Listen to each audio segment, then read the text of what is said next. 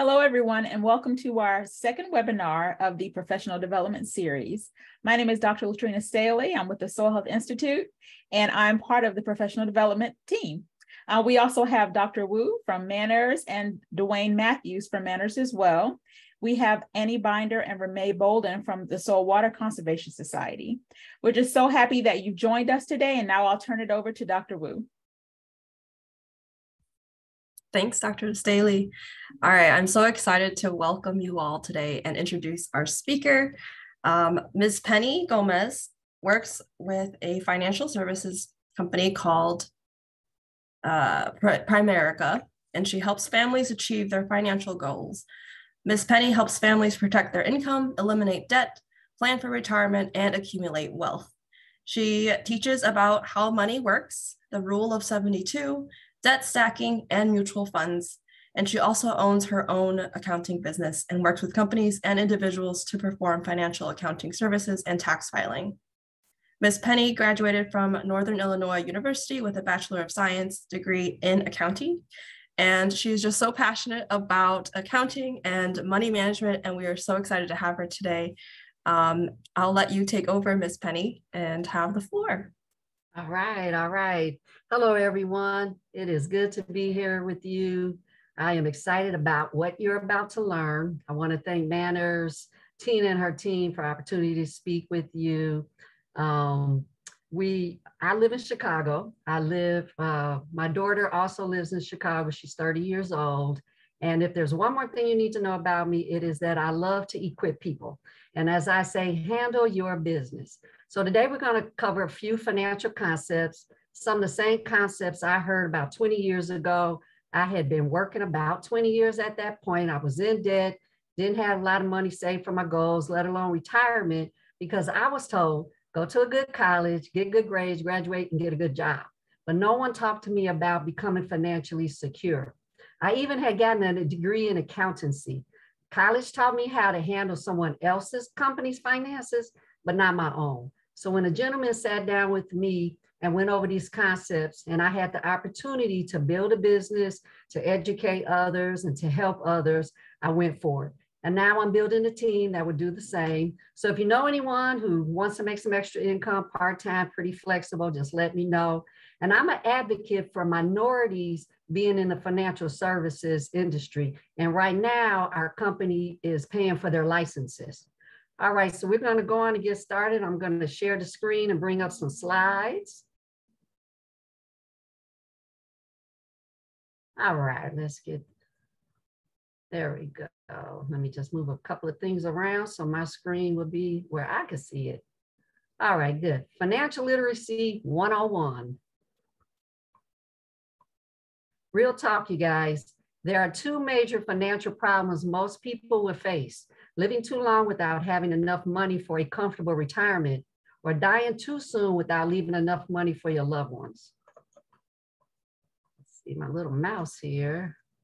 There we go. Financial challenges. A lot of people will face them. 74% of workers report living paycheck to paycheck.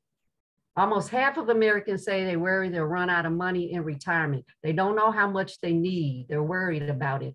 We know a lot of retirees that have to go back to work because they haven't saved enough. We're going to talk about how do you figure out how much you need to save so that you can stay retired. The average American has $90,000 in total consumer debt, car loans, mortgages, credit cards, student loans. We're going to talk about how to get out of debt quicker so that that money can stay in your pocket. About 60 million households in the US are underinsured or uninsured, with the average life insurance coverage gap of about 200,000. We're going to talk about why life insurance should be part of your financial game plan. A lot of times agents come into our working class community and sell us life insurance policies worth $15,000, $25,000, just enough to cover burial expenses, the funeral costs. Well, I'm going to talk to you about how to have enough coverage to cover that lost income when somebody dies, so that that family can take that money and invest it and have an income come back into their family month by month. 6 in 10 Americans say COVID-19 gave them a heightened sense of the value of having life insurance coverage in place. All right, let's talk about 100 people. What are they going to look like by the time they retire? We're talking about money here, right? What are they going to look like working 40 years, age 25 to 65? Out of 100 people, 54% would be dependent, meaning they can't make ends meet without help from their loved ones or subsidies. 36% will be working, whether they want to or not. 5% going to be deceased. 4% going to be okay. They got $1 million saved. 5%, 1% is going to be wealthy, $5 million. And if you like, go on and put in the chat which percentage you want to be in. Oh, and we're going to be taking questions at the end of the presentation. So along the way, if you got any questions, just go on and put them in the chat and we'll look at those. And also, if anything's kind of, you know, of interest to you or you like what I'm saying, go on and put that in the chat too. Why do 95% of people fail when it comes to their finances? Number one, no financial education. When you know better, you do better. At least we're supposed to, right? So kudos to you guys for getting on the Zoom. My hope is that you continue your financial education. Number two, no financial game plan, no written financial game plan. A game plan is going to tell you, what are you doing? Is it enough to get you to where you want to go? Number three, no financial coach. Someone that knows a little bit more than you, that's licensed, that keeps up with the investment industry, that'll help you have a real game plan. All right, one of the solutions for a family, of course, is that financial game plan, right? We call it a financial needs analysis, an F&A. People don't plan to fail, they just fail to plan. How many of you guys think that's true? So we offer a customized, I work with families one-on-one to offer them a customized, confidential, and complimentary program that helps them achieve their goals and dreams. It's going to cover everything. You want a game plan that's going to cover all the financial areas of your life. Your retirement, how much do you need to retire so that you can live a comfortable life? What will it take to get out of debt? What date will you be out of debt? What will it take for the college funds once you start having children? How much do you really start needing to save so that that can happen for that child? So financial GPS, financial game plan, financial analysis, some of the same things.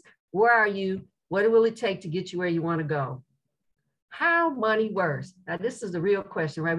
This is basic. We're going to, in its simplest form, you guys, we take our money and deposit and invest it in traditional financial institutions like the bank, credit unions, insurance companies, which historically have low rates of return. And a rate of return is how much that institution is willing to give you, a percentage to give you to have your money deposited with them. And we know nowadays banks are giving out 1% and actually less than 1%. But let's say the bank is giving you 1%. That means annually, you guys, not monthly, but annually, they're going to give you 1% rate of return or less. Meaning, if you deposited $100, at the end of the year, you gained $1. You have $101. They take your money and invest it into the global economy, making higher rates of return. We're going to talk about how to bypass the middleman and invest in the global economy so you could get higher rates of return. And why? Of course, the more money your money makes, money on top of the money, the interest rates, you've heard of interest rates, interest on, compound interest. All of that means is more money on top of your money. All right, let's talk about the rule of 72. How many of you guys have heard the rule of 72? Go on and put in the chat yes or no. The rule of 72. The rule of 72 is basically the rule. Well, let me say this. I was going to say I hadn't heard of it either until I was in my 40s. Have you guys heard of a guy by the name of Albert Einstein, right? He was a physicist. Some called him a genius. He actually popularized the rule of 72, which is a calculation that says after you divide the interest that you earn into 72, it would give you the approximate number of years that your money would double. So again, how many years will it take for your money to double depending on the interest rate? So what he did is he took $1 at 1% to see how long it would calc out to $2. And the calculation resulted in 72, you guys, 72 years. That's a long time. And for some people, a lifetime. We're going to talk about why you really want to understand getting better rates of return on your money and what can that look like? Let's say the bank is just giving you 3% rate of return on your money. Let's say you had $10,000 to invest And a lot of us, I know my grandmother had $10,000 even in her generation to invest, but she took it to the bank, and this is what happened. 3 goes into 72, 24, the money doubles every 24 years. 10 turns to 20 and 24, 20 turns to 40 and 24 more years. So after 48 years, the family ends up with 40,000. Well, the bank takes our money and puts it back into the global economy, giving out loans, car loans, mortgage loans, charging 6% rate of return. Let's see how much they made on their money. Divide 6 into 72, your money doubles every 12 years. So they end up with $160,000 after 48 years, our family, and then they're very willingly give us back 40,000, right? Whatever they don't give out to us in car loans and mortgages, they give back to us in credit cards. And you know, credit card is a loan, right? Charging anywhere between 18 and 24%. Let's just say the bank nets 12%. 12 divided into 72 is 6. Every 6 years, that money doubles. They end up in 48 years with 2.5 million, give our families back 40,000, and we wonder why we grow from generation to generation broke. And a lot of us, we're gonna live a nice lifestyle. You're gonna come out making your $50,000, $80,000, $100,000, you live a lifestyle. But unless you have a game plan for your money, you will not be able to accumulate wealth, let alone really have enough to retire on. So I love this example because if my grandmother, she would have looked like $2 million by the time I was 48, right? All right, so let's talk about a FIN number, a financial independent number. Again, we're talking about how much do you really need to retire on. Your FIN number is the amount of money you will need to accumulate so that someday you can live off that money for the rest of your life and never have to go back to work if you don't want to. So let's talk about a family. This is why I say you're gonna need your $1 million from that. If you plan on retiring in 30, 40 years, you're gonna need minimally $1 million. Because watch this, take someone that's making $30,000 a year. That's minimum wage, $14.50 an hour. They have minimum wage. In 30 years, so that's someone maybe around, what, 35, 40 years old. For them to have the same spending power, the same lifestyle, they're going to need $73,000. Why? Because of this little baby here called inflation. Inflation is your buying power. Everything now that you buy, that loaf of bread, the gas, 30 to 40 years from now is going to cost you more. That's a guarantee, right? So you need to be prepared for the future starting now because, and even this, I always tell people, if your job is not giving you 3%, raise every year, not even keeping up with inflation. So let's talk to this family about how they're going to get $73,000 coming in, because we know a mortality rate that most people die around the age of 85. That's just mortality rate. You got a lot of people living longer. You got to even plan for longer nowadays. A lot of people living 90, 100 years old, right? But let's say mortality rate 85. So if you retire at 65, you got to try to live off of something for 20 years after that. So in this particular scenario, factoring in inflation at 3%, and I just heard the other day, a guy on TV say current day inflation is 8%, supposed to go down to 4% by the spring. Well, let's just say it averages 3% a year. That person is going to need $1 million. So then what happened? They can pull off $73,000 a year. So how can that happen? By them just investing $585 a month for the next 30 years, making a 9% rate of return, they'll have their $1 million. And that's like a part-time job. Let's say your job can't get it for you now, but you still want to fight so that you can be comfortable and have something even for the next generation if you like. So that's just like a part-time job getting that until your current job will allow you to save that extra $585. Just know the numbers. Don't be scared of the numbers, just know them. All right, where can we get better rates of return? Where can I get 9% rate of return? Yeah, we can go, the real estate market, that goes up and down. They usually average about 6%. Then you can go into your gold, different things. I talk to families about mutual funds. This is how you can own a piece of that global market and make better rates of return on your money. It's a 3-part investment system. It's people pooling their money together. It's like you giving your money to a company that has a mutual fund, and that mutual fund invests anywhere from 50 to hundreds of companies, stocks. All a stock is, you'll hear the word shares, stocks, holdings. All it is you owning a piece of another company.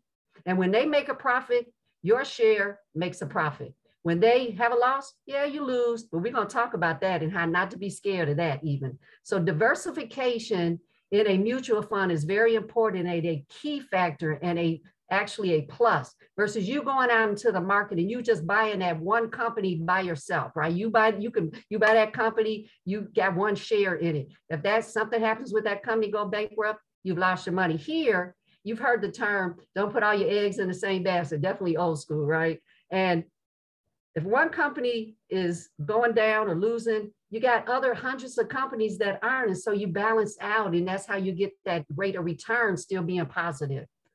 Also, third point, they're managed by a professional money manager, a management team. They do all the research. They know when to sell and buy. They know all of the ins and outs of the different companies and everything. And they know that when you do well, they do well. So they want to keep you doing well. So they know how to handle that. So a little bit different slide for mutual funds. Individual investors invested in a mutual fund that owns shares of other companies. And it can be in different industries. And that's how it's, like I said, it's called holdings and all that. So let's see. Oh, one thing I want to point out. I always hear this. I know it's in somebody's mind. Well, the market goes up and down. I don't want to deal with the down.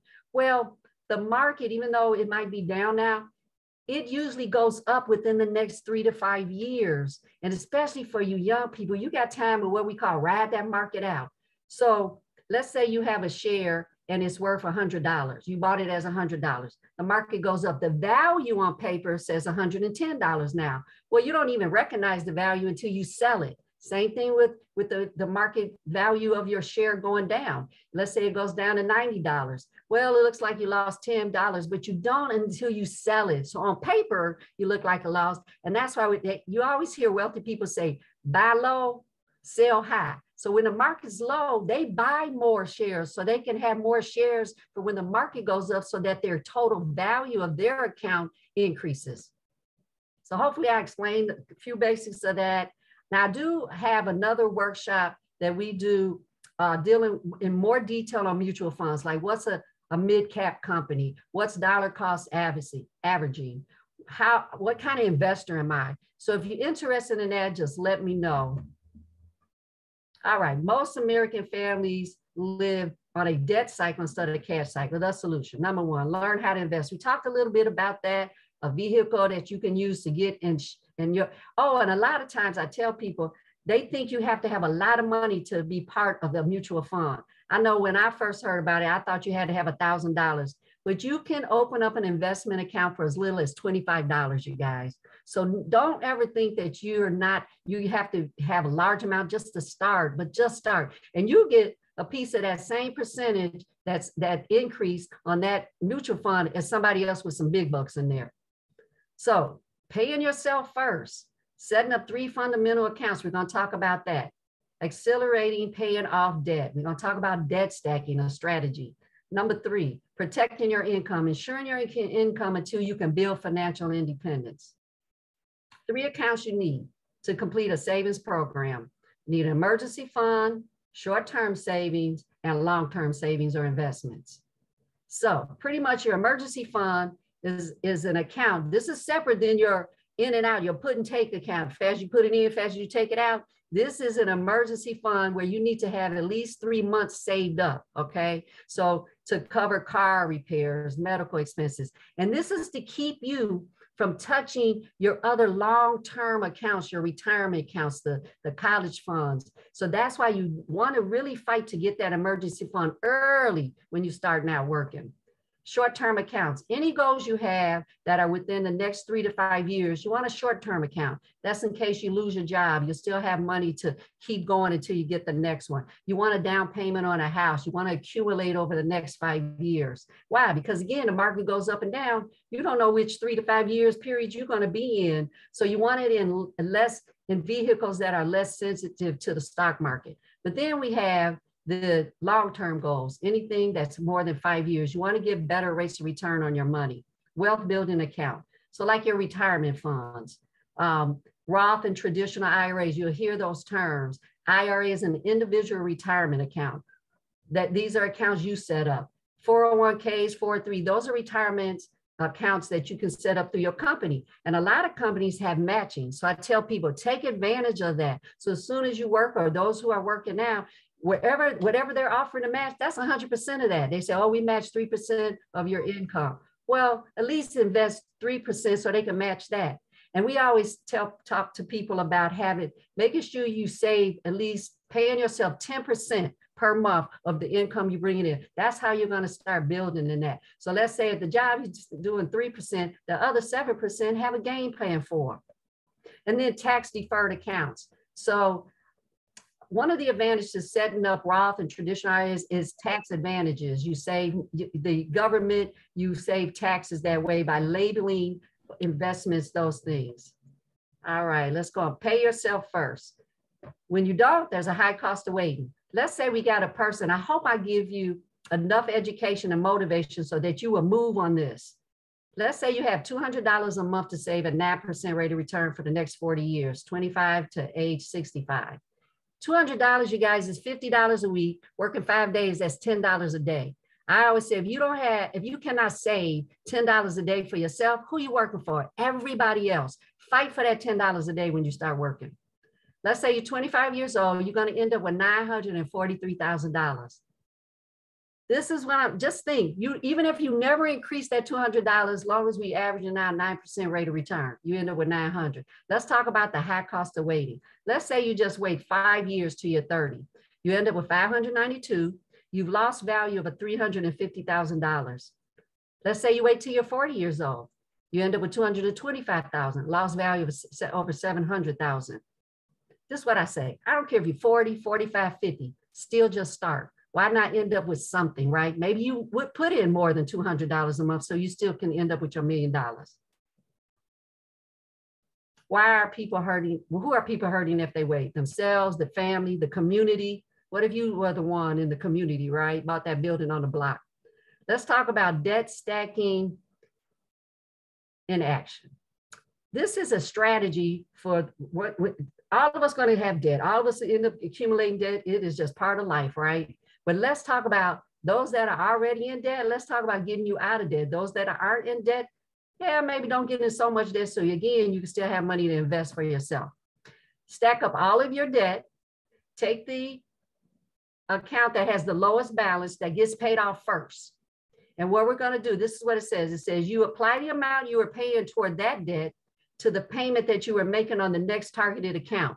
And I tell people, line them up in who has the lowest balance owed. This particular family is paying out $2,700. Credit cards, Visa, MasterCard, car loans, student loans, right? You got to add in there. Mortgages. Let's say you don't have a mortgage yet. Fine. Maybe you're only spending $1,000, $1,500 a month on debt, right? Still the same concept. So let's take that $220, apply it to the next debt, start paying that debt $573, right? Now, this is what I don't want you to do. You're going to be so happy when you get that $220 back in your pocket. Oh man, let's have a party. Let's go shopping. And you know, we be talking about the women with their shoes, right? But you men nowadays, y'all be having a lot of nice shoes. I'll be checking you out. But let's say don't do it. Don't have a party. Don't go and shopping. Take that money and watch what'll happen to you guys. Apply it to the next debt. Once that's paid off, apply that to the next debt. Once that's paid off, apply it to the next. Once paid off, apply it to the next, all the way to you're paying off that mortgage. Look what's going to happen, you guys. On the without debt stacking program strategy, this family is going to be in debt for 23 more years, have paid interest of $214,000 from that $2,700 of debt per month. With debt stacking, just understanding a different strategy. This is where your financial coaches come into play. They'll be out of debt in 9 years. They have saved $130,000 in interest, only paid out $83,000 from that same $2,700. Got out of debt. Now let's take it a step further. Let's say this family is 45 years old by the time they got out of debt. If they take that $2,700 for the next 20 years before they retire and invest in a vehicle making, I'm going to say 9% mutual fund, they end up with $2.4 million, you guys. Just understanding the game. Let our families be the one that ends up with some money. All right, let's talk about income protection. This is my last area we're gonna go over, so I'm almost done. Feel like I'm ahead of my game even on here with you guys. All right, income protection. Why is life insurance important as part of your game? Let's say we got a family, Mary and John. Each are bringing in $3,500. That's about a $45,000 income, right? Paying all their bills, mortgage, cars, insurance, credit cards, utilities, grocery, childcare. Paying it all out, $7,000 a month. Now, what's going to happen to Mary if something happens to John? Can she live on that same lifestyle? No. So we talk to families about having more income, more life insurance on it to replace that income, to protect that lost income. And this is how it works, you guys. There are two types of life insurances out there. One is whole life cash value insurance versus buy term and invest the difference. That's what I work with families on. So let's talk about whole life cash value insurance. Kind of moving one of my toolbars up a little bit, make sure I can see the screen. All right. You'll also hear the term modified adjusted life, universal life, variable, infinite banking, cash value. So this family had $150,000 on each, on John and Mary, paying $285 a month. That's how much it costs them per month. Now, cash value has a savings element to you, but we're going to talk about that, the pros and cons of that one. So it has a savings element. By the age of 65, they have accumulated $124,000. But we're going to read the fine print. The first to 3 years, you make no money on your savings. So they're going to give you an amortization list in your policy, and it's going to have 0 for the first years. You earn about 2 to 4% interest rate. We talked about that, you know, the higher the interest rate, the more you're going to make. So that's, you know, kind of on the low end. However, this is the key, you guys. If Mary and John wanted that $124,000 and they call that company up and said, I want the $124,000, they'll say, fine, we're going to give you the money. We're going to charge you 6 to 8% because you're going to borrow this money from us. And when I first heard that, I was like, well, what do you mean? It's my money. I've been giving them extra money, you know, for the savings part. Your family does not get that. So let's just say if something happens to Mary, the family, you know, before they're age 65, they're going to get the 150, but they won't get the 124,000. Let's say that they decided to borrow this money. They both are okay. They decided to borrow the money before they're age 65. If something happens to John or Mary, that company says, you will get the difference of what you owe back to us, the $124,000 plus any accrued interest. They would not get that 150. They would get the difference between the two. So you pay for two products, but you only get one. That's why I talk to families about buy term, invest the difference. This is what, again, a different strategy would help that family look a little different. So we took the same $285. We put $300,000 coverage on John and Mary. 35-year term. We also even put $25,000 on each child for $126 monthly premium. We talked to them about take that difference, that $159, and invest it in a vehicle, what I'm going to say, right? Mutual fund, a vehicle that's making 9% rate of return. So by the time they're age 65, they'll have $471,000 accumulated. Why we put so much again? Because now we're going to talk to Mary. Let's say John passed, and the family got $300,000. We're going to talk to Mary about paying off all her bills and taking that difference. Let's say she got a couple $100,000 left and investing in a vehicle, making a rate of return that could pull back money of that $3,500 back a month that she lost when John passed. So again, this is what you would look like. If we sat with a family and we put these two game plans side by side, game program A on the left, program B on the left, which program you think the family's going to pick, right? Or what they're going to end up looking like by the age of 65. I would choose B. I know most of my folks choose B once we break it down to this way to them, all right? All right. Again, if you got any questions, go on and put them in the chat. We'll work with them later. All right. Talk about your financial house, right? Let's build a financial house. Well, in any house, we're going to build the foundation first, right?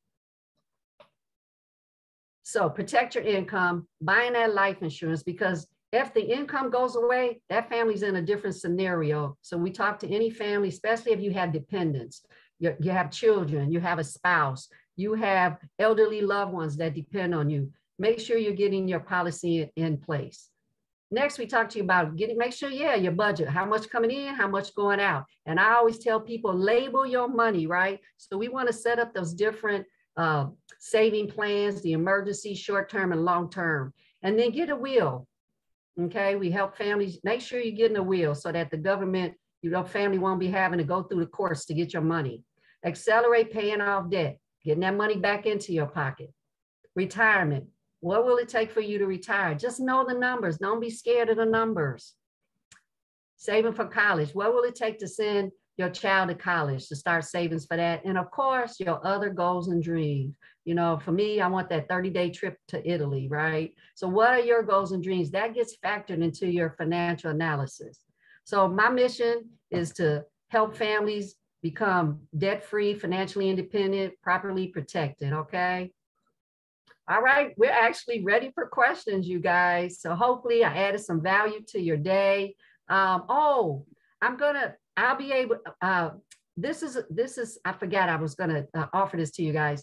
I have a 32-page How Money Works booklet that I can send to everyone. It goes over everything I talked about and then some, okay? So we're gonna put up my name and phone number and my email so that you can text me and I can email this to you. So in a couple of minutes, my phone should be blowing up, right? So just text me your information. Also, I can send you monthly tidbits on dealing with finances until you're ready to really start your own game plans.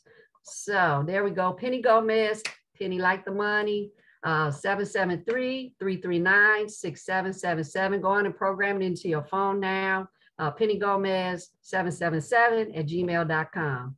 So we're going to go back to questions. I'm going to turn this over to Tina and her team. It's been my pleasure. She's going to, if there were any questions in the chat, we're going to go over that. And then she's going to close us out. All right. Thank you so much. That was very informative. Thoroughly enjoyed that. Thank you. So we do have a couple of questions in the chat, in the Q&A box. So I'll start with that first question. It says, who would you suggest as a financial coach for undergraduate, graduate student, and early professionals? Who would I suggest, like a named person? Yes. Penny Like the Money. Okay. That's what I do. I help you maneuver through whatever questions you have while you're in college to get in preparation and even educated more in that area. So when you start working, and let's say you're even making part-time now, you can still participate opening up an account for $25, investing $25 a month, $1 a day. So a lot of undergrads have part-time jobs, might not need it for their college. They have scholarships or whatever. So yeah, I can definitely help you. Any age group that wants to accumulate and understand finances. Okay, awesome. The next question is, LLCs have been a popular topic. What are your thoughts? What was the abbreviation you said? LLCs. LLCs. And that is the different it's a limited liability company, I believe that's what it stands for. For you getting a limited liability company or investing in one? It doesn't say, it just says. Yeah.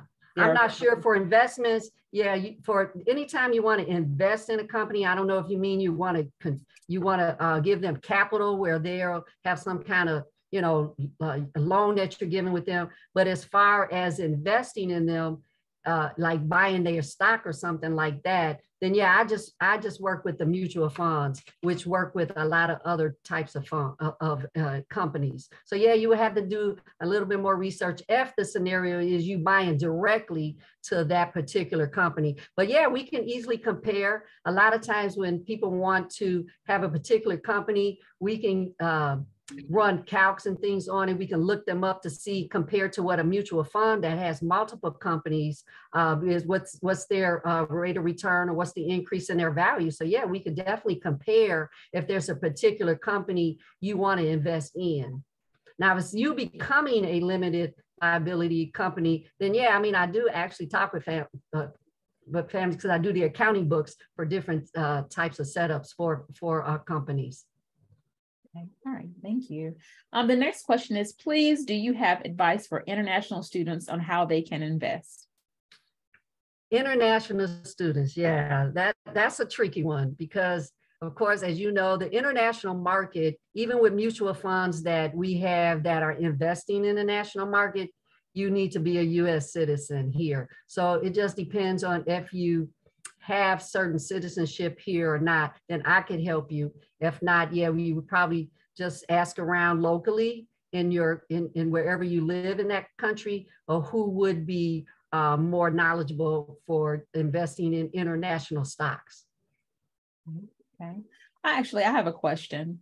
Okay. How do you approach money topics, to your family members, coming from a community where you really don't talk about money? Yes, good question. I invite them to my workshops, of course. I got a few folks on. I got 100 that said they were getting on, right? But whatever. What I do is anytime that I hear that they're doing something, I just kind of bring it up a little bit, like, have you ever thought about what you're going to look like such and such, days from now? I was in my daughter grew up with this from when she was 12 years old. So she just got her financial game plan together. She had been working for about 5 years. So that 30-year thing on the slide I did, like, you're losing. So we just got to keep having that conversation, inviting them to, like, a lot of times when people have when they have family reunions, nowadays I get invited to that. I get to say, oh, we're going to have everybody at this banquet. We're going to take 15, 20, we're going to take a half an hour. We're going to talk about how our family can start. So just kind of keep bringing up the subject, and just, especially, you'll find opportunities when you're looking for them, especially when young people are starting to make money. Yeah, they're living a good life, but do they really know when the 30 and 40 and 50-year-olds get in their ear saying, I wish I knew what I knew at your age? That's how you start getting them. And then eventually they do. Even me, I was in my 40s before I really got my game plan together. So only 20 years I've been really fighting for something and have accumulated. My daughter doesn't mind going out to dinner with me or taking me to dinner every now and then. She got to stay in contact with me, right? She loved me. But I just had that mindset. When you find any one person in your family that has that mindset, they let them ask who's in your family that's financial service person, like in that industry. Get somebody in your family that's in that industry, even to talk to them, to say, hey, I'm going to show you right. I'm going to do what's right by you. So that's, it's just keeping on talking to them, is bringing it up. It's uncomfortable maybe, but in a way, it's not. If we're going to look all poor and broke and can't nobody help nobody if something happened, then no, I'm going to press past that uncomfortableness and be in your ear. Yes. So I hope that answers you. I know it's not exact sentence or whatever, but I do say, so what you doing with your money? What you going to look like? Yes, that's a wonderful idea, inviting someone or a financial coach to a family reunion. Yeah. Good. I don't have to use that one. We have another question in the Q&A box. What about taxes? Do you suggest any tax breaks to save money? When you tax breaks to save money, you have tax deferred accounts.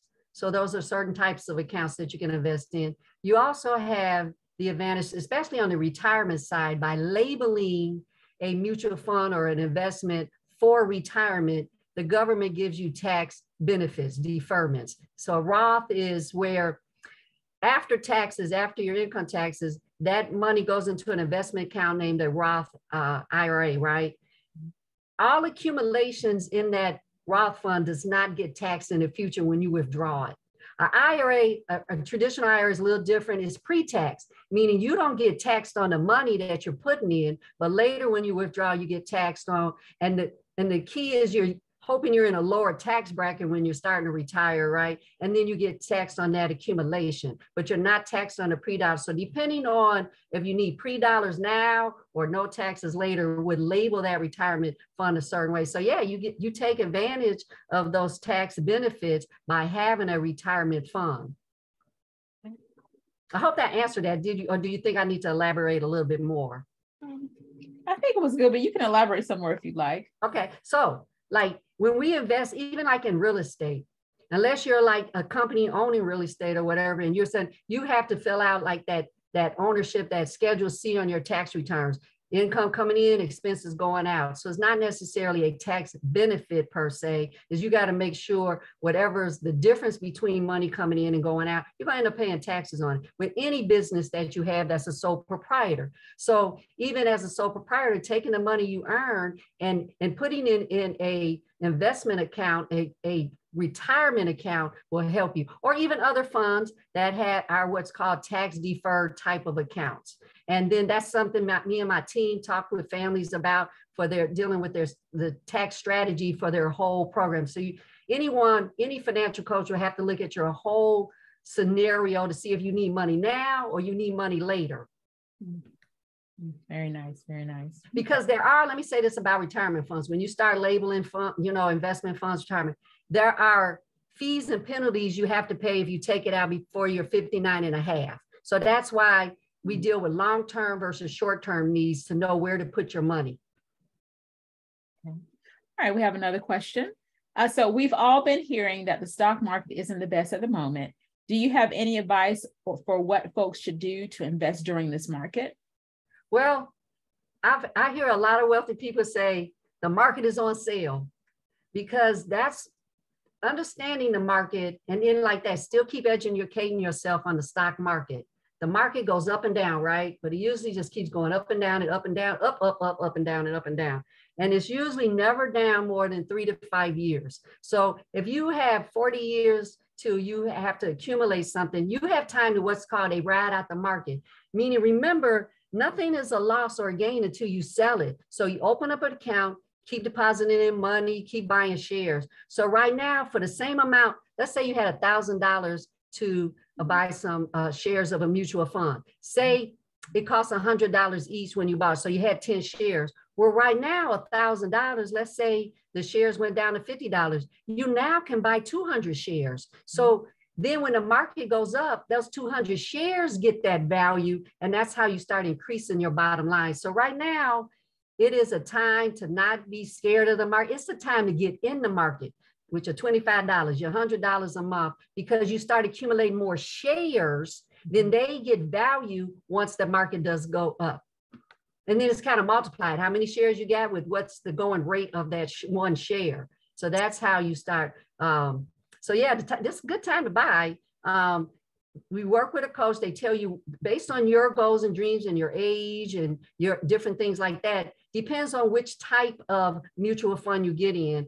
And that's where we have another workshop we do that goes into more detail of types of mutual funds to get into, depending on your age, depending on how much you really have. And even when you need that money. Okay. All right, the questions are coming in. So I have another question. Do you like any of the finance saving apps like Acorns or others? For individuals that wanted to spend a little time on their own, kind of researching and doing things. I mean, I'm sure, they make suggestions here and there. And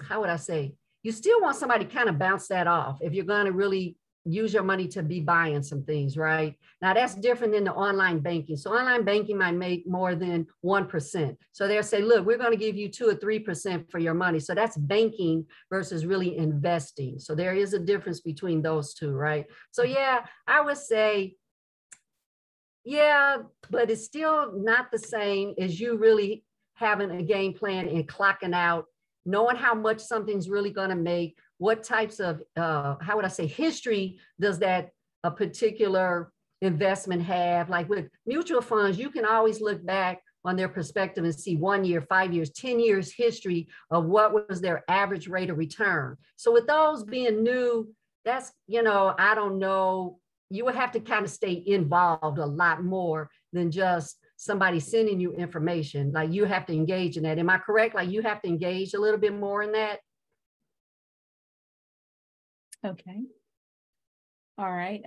Our next question is if big. Good questions.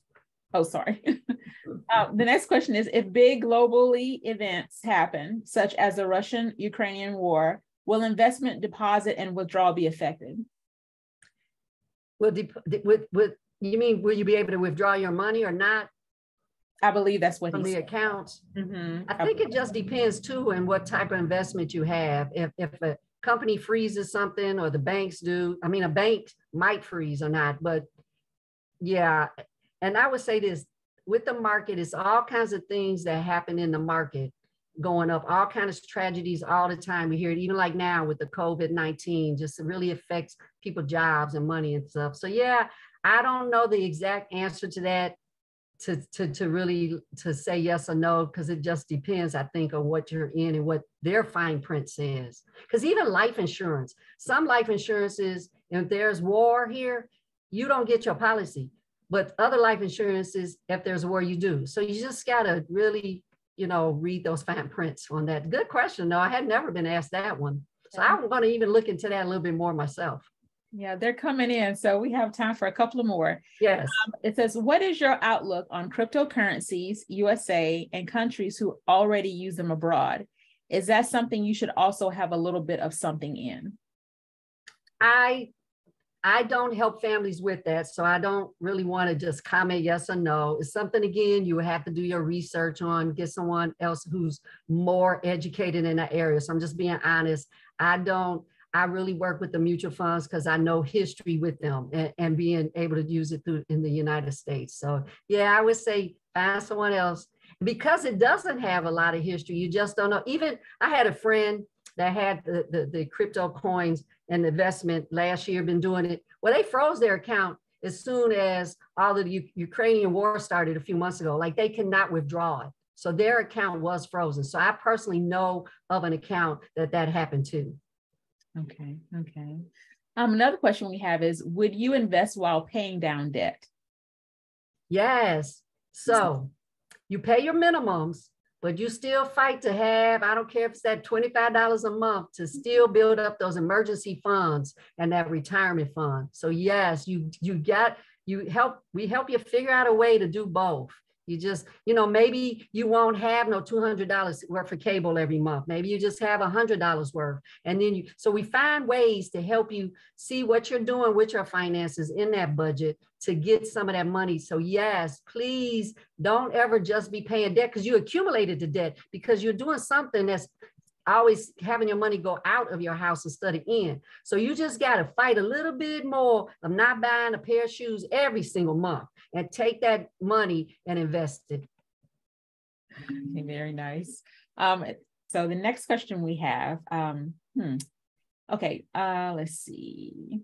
Someone that is just getting started, what are the top three advice you have on how they can start their personal finance journey? And I think you've kind of already answered that. Can you repeat the question? Mm-hmm. For someone, can people see me okay or no? I believe so. I can see you. Okay, then good. Maybe just my screen. Oh, you stopped sharing my screen. Did we stop sharing? I don't know. Okay, good. I can see you. That's what I want. I want to see you guys. Sorry about that. All right. Can you repeat the question? Yes. For someone that is just getting started, what are the top three advice you have on how they can start their journey, their personal finance journey? Yes.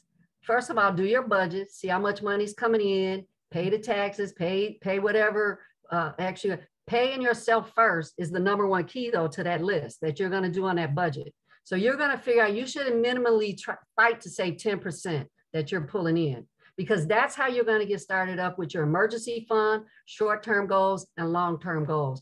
And again, it might be $100 you can only do. So once we start, going in, get the rent, the this and that, well, you determine what that was. So how about deciding, okay, maybe I can only do a 1-bedroom instead of 2-bedroom this first few years of working, right? So I can start accumulating. How about, so little things like that should always be, that budget should have number one, my 10%. That's what I recommend to start those 3 accounts. And goals and dreams, having those in there, those 3 to 5 years accumulating. I can't tell you how many people talk about next year I'm going to have this, I'm going to have that. 3 years later, we're still saying the same thing because they just didn't put a little bit away to start getting that down payment on that condo or that townhouse that they really want. So yeah, the 3 game plan still stays the same. That doesn't change. Pay yourself first. Okay, thank you. Let's say we have 2 more questions. So it says, how important is crowdfunding and hedge funds? What are easy to jumpstart those methods? Okay, so I have a team that works more with those than I do. So I will just have to refer you to them. If we, so I don't have a lot to say on that because I work with a team and they know more than me on those. So sorry about that. Okay. I'm gonna be honest. It's like what I know, and what I don't. I definitely have the people that can help you get an answer to that question. Yes. And the very last one. What is better, pay tax now, or pay tax later? Depends on your scenario, your age, what are your goals. So that if you're young, if you're young, either one will work for you, right? Because you have time to ride the market out. If you're older, again, it just depends on your age and your scenario. In some scenarios, it's better for you to get it withdrawn before taxes from the check, and other scenarios, create the Roth where if you got a long way to go, a Roth is good because you got more time to accumulate, and then you're not getting taxed on that accumulation when you retire. Mm-hmm. And I think one person did ask the question, you talked about other seminars that you have, and they wanted to know how they can find out information to get registered for that. Okay, just text me your name and phone number, your email, and I can send you the information. Okay. Oh, great. Thank you so much. This has been wonderful. Thank you. So now I'm going to turn it over to Annie Biner to close everything out.